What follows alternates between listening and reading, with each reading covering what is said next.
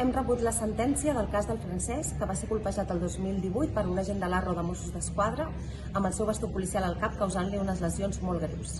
Tot i així, la sentència és absolutòria. Ens va costar molt arribar a judici a que es poguessin jutjar aquests fets. Al llarg de tot aquest temps sí que s'ha aconseguit, per altra banda, que els agents de l'Arro vagin degudament identificats no només per darrere, sinó també per davant i al casc, fet que ha reduït molt situacions de cops al cap amb el bastó policial.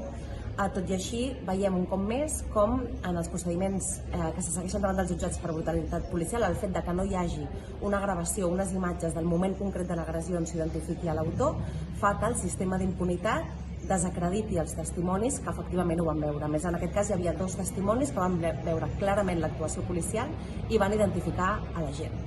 La sentència inclou, tot i així, un vot particular, que vol dir que un dels 3 magistrats sí que considera aprovats els fets i sí que considera que s'hauria d'haver condemnat pel delicte de lesions amb instrument perillós a l'agent acusat.